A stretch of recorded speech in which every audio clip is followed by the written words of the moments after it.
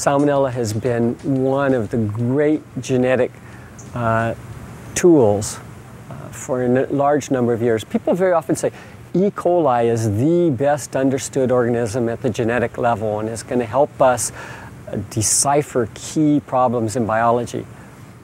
But a very close relative of E. coli is Salmonella typhimurium. And a lot of our understanding of basic biological problems have come from Salmonella typhimurium.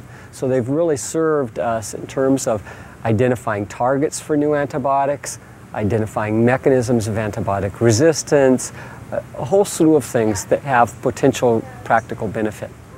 So my lab over the years, for a whole variety of different problems, has developed some key genetic tools that are really very important for us. Most recently, one of the things that we've been working on is taking the information from genomics, sequencing of whole genomes of organisms, combining that with genetic tests of predictions from genomics, and with understanding the lifestyle of these organisms and their infections in animals to try to decipher how new infectious diseases evolve, right? Now, this, I think, is one of the real major unsolved problems in biology that has a huge impact on humankind. Gerardo Perez is a PhD student in my laboratory. His key project involves trying to understand how viruses, bacterioviruses or phage, get into bacterial cells and how you can either enhance that or diminish that in ways that will have applications for phage therapy and maybe also preventing gene transfer when it's harmful. The virus here is the P22 virus that I'm working with, and it has a very short non-contractile tail. And so that is where the mystery lies. We don't know exactly how the phage DNA of P22 gets into the cytoplasm of Salmonella typhimurium, and that's my focus. I want to figure out the mechanism of how the phage DNA of P22 translocates from the outside of Salmonella inside the cytoplasm of Salmonella typhimurium. The ultimate goal is phage therapy. We want to use bacteriophages in treating bacterial infections, whether they're on the skin or whether they're ingested bacterial pathogens.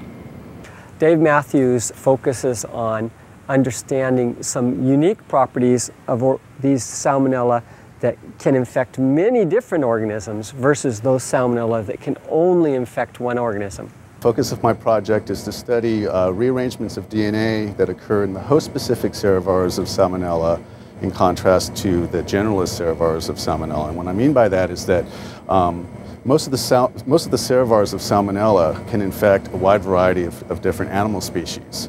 And these serovars almost always have the same kind of chromosome arrangement.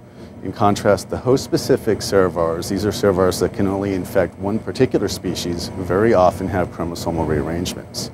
And these chromosomal rearrangements have endpoints or borders within these ribosomal or RRN operons that are spread throughout the chromosome. And what these rearrangements do is reorder the regions of the chromosome between the operons from 1, 2, 3, 4, 5, 6, 7, and this is the order that's seen in the generalist serovars, to one of at least 35 different arrangement types that have been found so far in the host-specific serovars. If you can have an understanding of how these organisms are emerging, then you can develop ways of fighting these organisms. You know, fighting any new antibiotic resistances that may come up, or you know, again, understanding how certain viruses invade their hosts. Veronica Cassis is also a PhD student in the laboratory who worked in industry for a while before coming back for her PhD. She's interested in the question of how bacterial viruses in nature, how those bacterial viruses get transmitted between hosts that exist out there in nature but we've never identified before, and how that source of these viruses can allow transmission of a toxin that can be responsible for disease, into a new bacterium, and thereby develop a new bacterial pathogen. My name is Veronica Cassis. I'm studying environmental reservoirs of phage-encoded exotoxin genes. And I'm interested in phage because phage are everywhere and they're the most abundant thing on the planet. By an order of magnitude, they outnumber their bacterial counterparts by tenfold.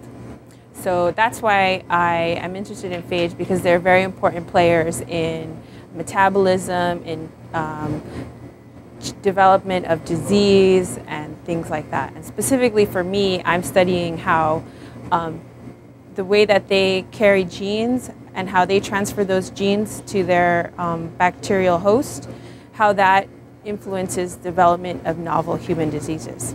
So what I generally do, for instance, in like a water sample, I'll take a big 2 liters, or even sometimes we take as much as 20 liters of water. We'll concentrate that down, and then what we do is we filter it down onto, using an apparatus like this, we'll filter it onto a disc filter that has a pore size that's defined that will trap phage and bacteria. And then we put a certain DNA dye that will bind to the DNA in the bacteria and the phage, and then we'll be able to look at them under the microscope. And then this is the kind of picture that we get, where the big spots are the bacteria and the tiny little spots that you see are the viruses in the water sample. So this is like in what would be in about a teaspoon of water, you'll see about 1 million bacteria and about 10 million phage. And so the interactions between these bacteria and these phage are important, because when the phage are carrying toxin genes, they can transfer those toxin genes to a novel host. And then if that novel host is able to utilize those genes in a way that's beneficial to them when they infect, a human or another animal, then it's important to us in studying how disease evolves. I've trained a large number of graduate students who've gone on to do really excellent things. One of the things I personally believe is that in graduate school, you need a mentor who's going to be there and interact with you closely and care about your learning process.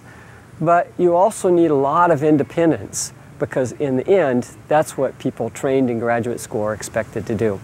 And so I've managed to instill that concept in undergraduates and in master's students and in PhD students and postdocs who have been through my lab.